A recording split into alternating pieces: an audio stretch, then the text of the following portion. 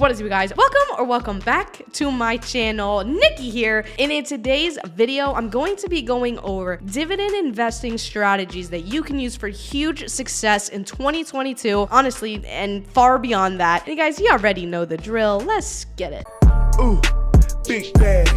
You not talking money, you can miss me with the chit chat. I'm not with the rah-rah or the First thing is, I promise you these strategies are not going to be like other videos that you have watched, okay? Because I sat down, I watched a few, and I was like this. Bored out of my damn mind. That's what I was. We're going to chat about this one because I was so, not annoyed, I guess, but like so just like...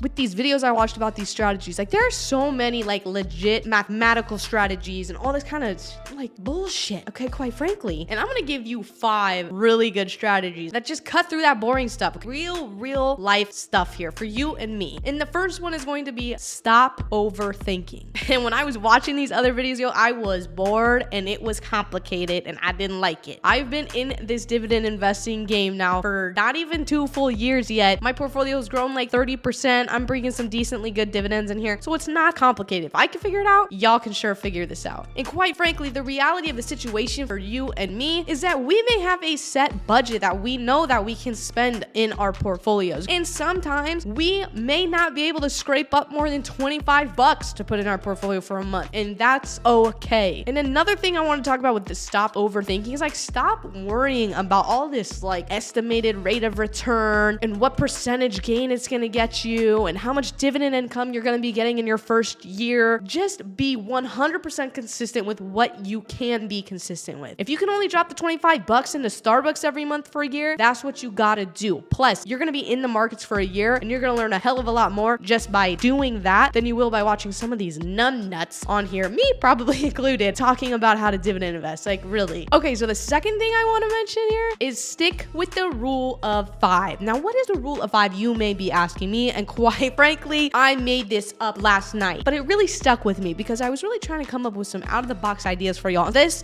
is what you do. It's gonna sound stupid, quite frankly, it kind of is, but something you eat, something you see, somewhere you stay, something you swipe, and something you sustain. So let's use this for an example. Eat, Starbucks, McDonald's, something you see in your house. What do you see? Products from Procter & Gamble, J&J, CVS, Target, somewhere you stay, REITs, real estate, Essex Property Trust, O Realty, Toll Brothers, something you swipe, looking at our financials, JPM, Visa, Wells Fargo, Bank of America, and something you sustain, something that can sustain time, Apple, Microsoft. These are things that stay relative to us, things that are constantly evolving, technology as a whole. I think if you can pick 1 or 2 companies from each of these things is a great place to start. They're companies and they're things that you use on a daily basis. You see it, you eat it, you stay there, whatever it is, it just makes sense. All right, so quite frankly, I'm calling myself out on this third one because I didn't do it and I low-key wish that I did early on, and that is keep it small at first. Stay with 5 to 10 stocks, like I kind of just mentioned, ones that you use a lot, ones that you're a fan of, you really see it every day, you embrace it every day. Focus on building dividend income within those 5-10 stocks. Like for me, for example, I constantly wanted a new addition to my portfolio, buying something new and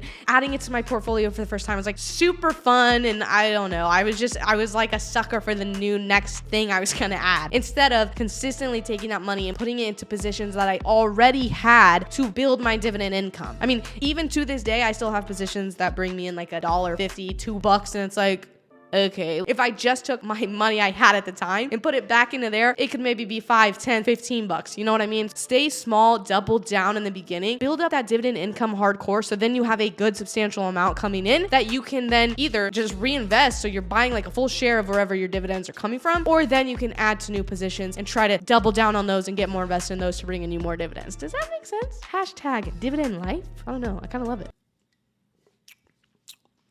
This is another good one, y'all. Real good. Now, number 4, you guys, is going to really just be kind of cliche, but it's so true. Become a better person. Prioritize your mental freaking health. And I'm one to talk. Trust me, I'm definitely gonna be making a video about how I'm doing that. But prioritize it, because here's what happens. When you improve your life, when you improve you in this, your life improves. It literally can't not improve. You're gonna become more confident. That's gonna roll over into literally everything you do, especially your finances. If you're feeling feeling more confident, you're looking good, you're feeling good, you're playing good, as us athletes used to say when I did look good and feel good and play good.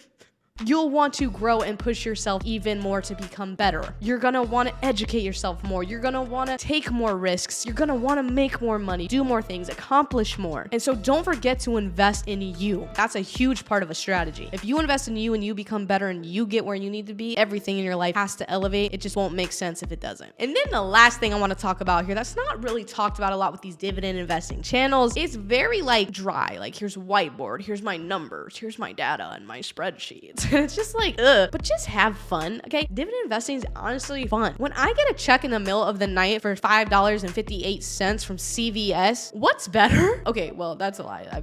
There's probably a few things better than that. But it's honestly, it's fun. It's fun researching the companies. It's fun walking into a Starbucks and being like, I own this, okay? Like, that's cool. It's fun. Make it fun. Don't always get so caught up in all that other nonsense. And that goes beyond just like numbers and all that stuff. It's like, stop getting so obsessed with sacrificing so much and grinding your ass off and working 5 jobs and staying up late and waking up early and pressuring yourself and stressing yourself out to like force yourself to succeed. First of all, it ain't gonna happen like that. Second of all, your ass is gonna burn out. Third of all, this is so long term. You gotta find the joy in the process of what you are doing. Now, don't get me wrong. You gotta grind and hustle. Like, these have a purpose. These have a season in your life or a reason. You gotta do the work. But my Lord, let's not just... Honestly, if you rewind that and do that with me, you're gonna feel really good.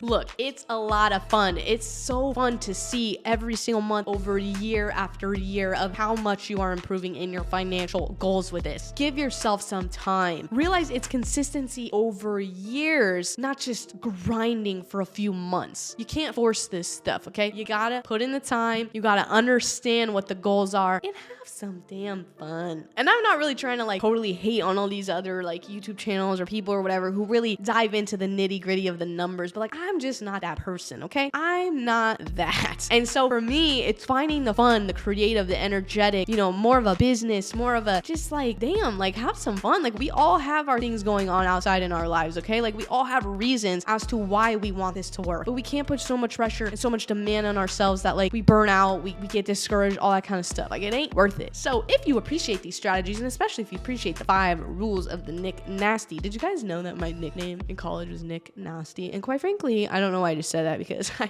probably shouldn't have brought that up. If you made it this far, just comment Nick Nasty, because I'd be really curious to know. But I hope you guys enjoyed this video. Let me know down below if you agree or disagree with me, because I could take it. I'm a big girl, literally and physically. And if you like to make money and have a good ass time, you should consider subscribing by hitting the NB in the bottom corner or the red subscribe button. And you guys, if you're curious as to what I think you should be buying in 2022 to add to these portfolios, go ahead and watch this video right here. You already know if you've made it this far.